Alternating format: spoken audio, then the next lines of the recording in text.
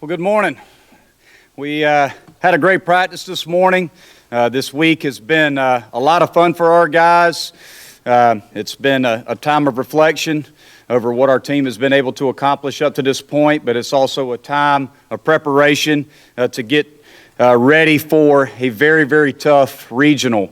If you look at the teams, including ourselves with Oklahoma State, Nebraska, and Western Carolina, these four teams that are in this regional have more NCAA postseason appearances than any other regional out of the 16.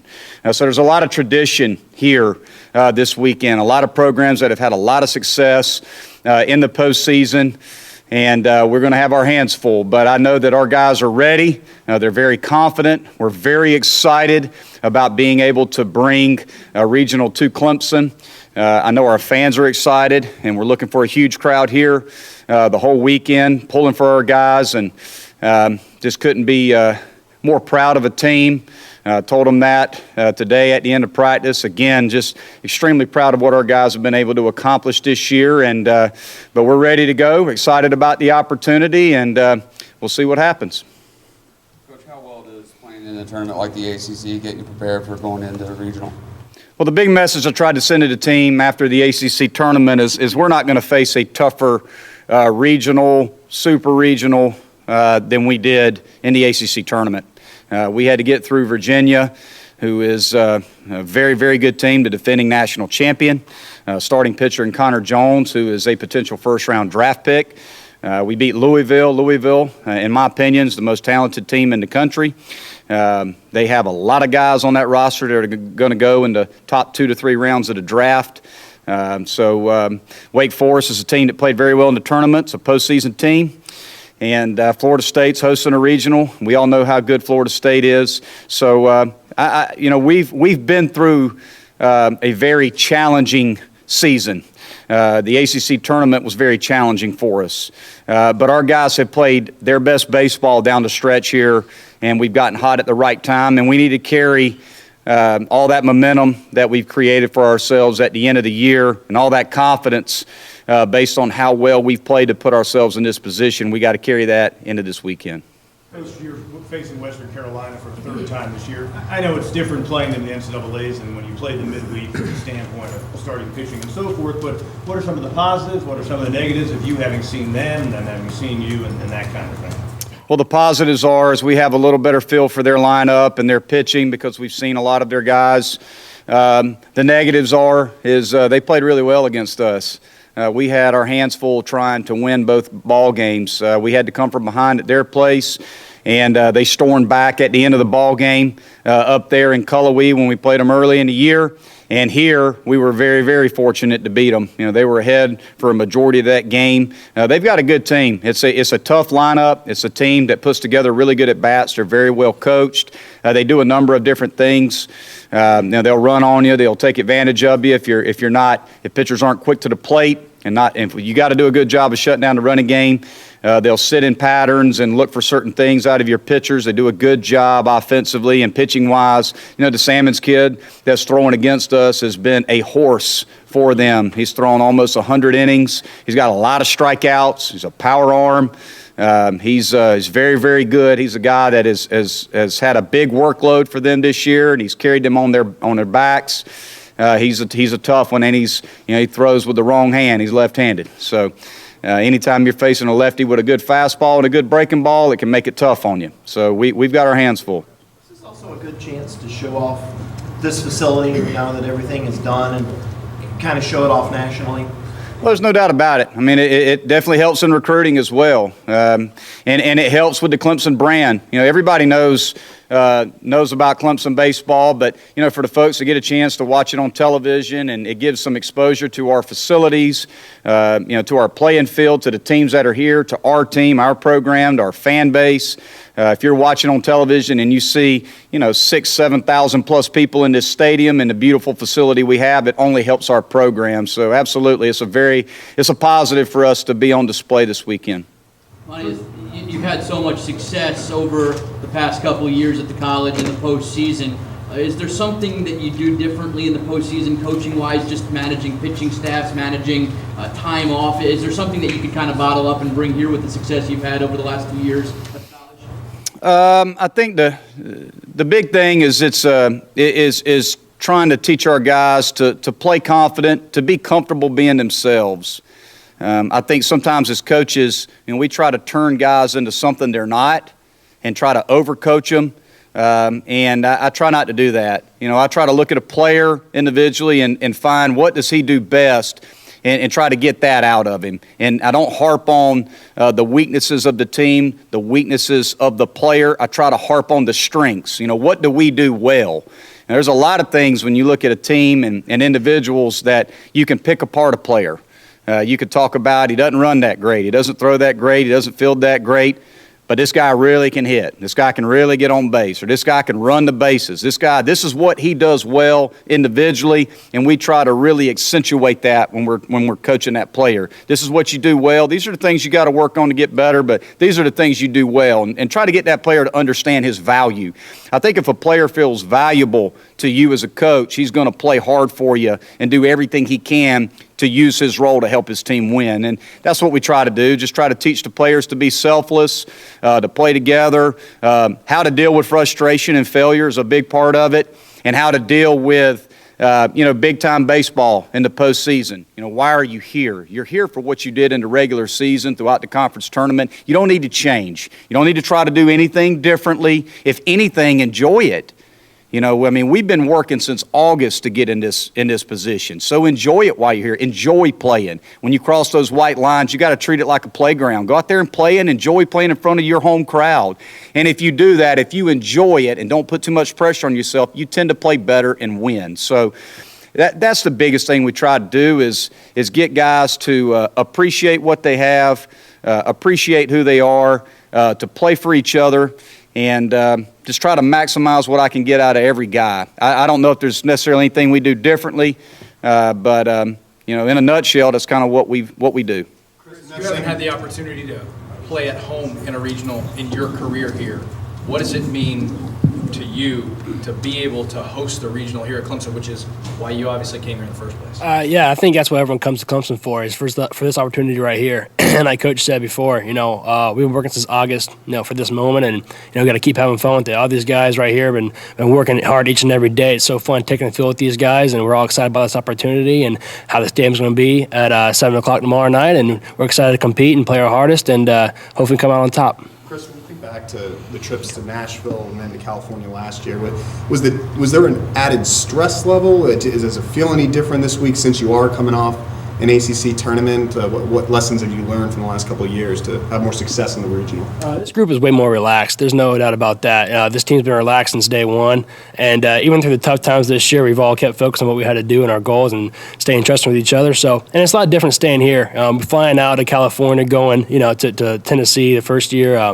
Two tough regionals just like this one. So I feel very confident in this group. We all feel confident in each other, and we're excited to compete. Chris, as a grizzled veteran that you are, do you almost wish, because you guys were so hot last weekend, that you maybe on Monday just could have played the NCAAs then?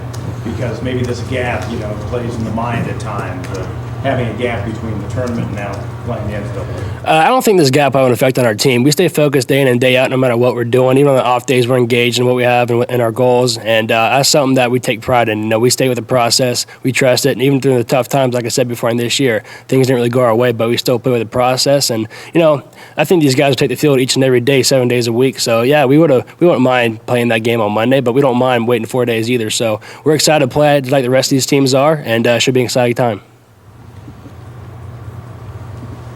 Seth, can you talk about what it's like to be on regional for the first time? Obviously you've had an incredible freshman year to this point, but what's it like to now be in the postseason again? This is probably the reason you came to Clemson, was to compete in the postseason, but what's it like for you, and have you gotten some advice from some other guys, or have anybody kind of shared what this is like, or is it just another game? You got to think about it like that. It's the same game. We've been playing well as of late, and I really don't think we were thinking, what the situation was. We were just going out there and, having fun.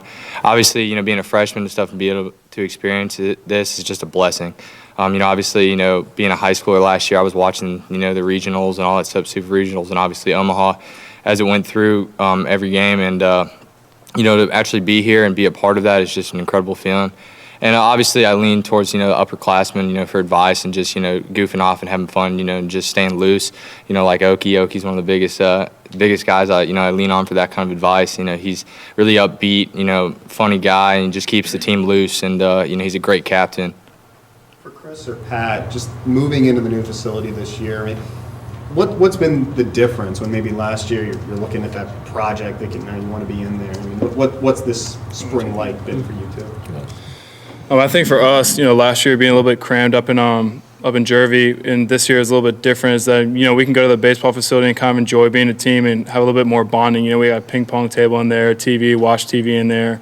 It's a little bit more comfortable, and we see every single day like this great facility that we've been blessed with at Clemson. So it makes us a little bit more grateful every day. So we go out there and push ourselves a little bit harder for how fortunate we are to be here. Pat, I know that for this team, the regional is very important, but now the goal changes. It's try to get to Omaha. Do you change anything you do, or do you just try to keep the same mentality you had even though the goal is completely different? I think it's to keep the same mentality. We've been preaching all year about winning that game at hand, winning that inning at hand, winning that pitch at hand.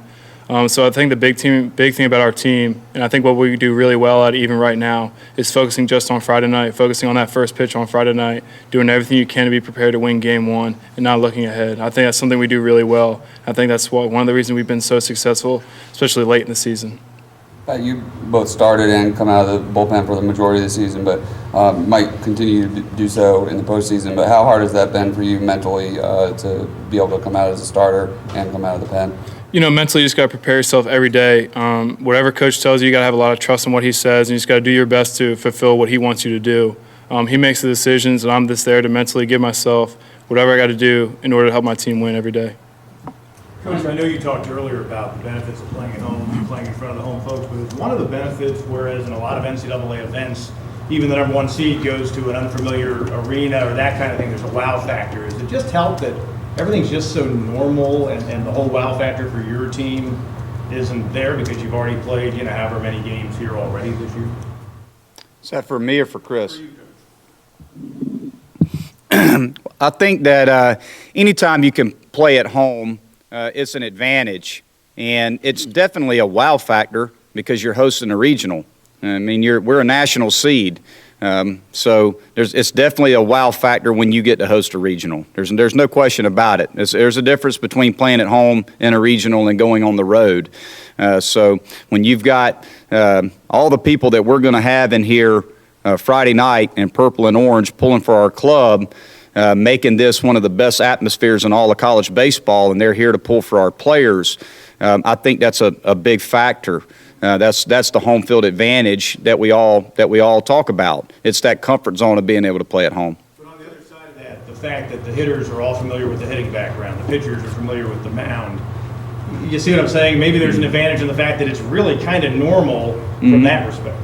Well, I think you play better in venues that you're more comfortable with when you know the speed of the playing surface as an infield, the background when a ball's hit in the air, all those factors and elements of a baseball field, which way the wind blows, what does the field play like under the lights, when it starts to go from daylight to dark.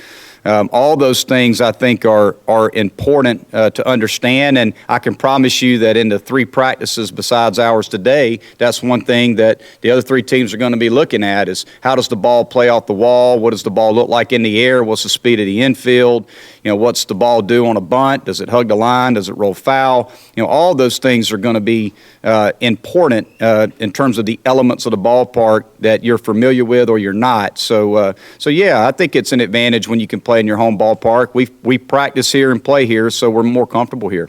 Coach, it's not quite been a year since you've been hired.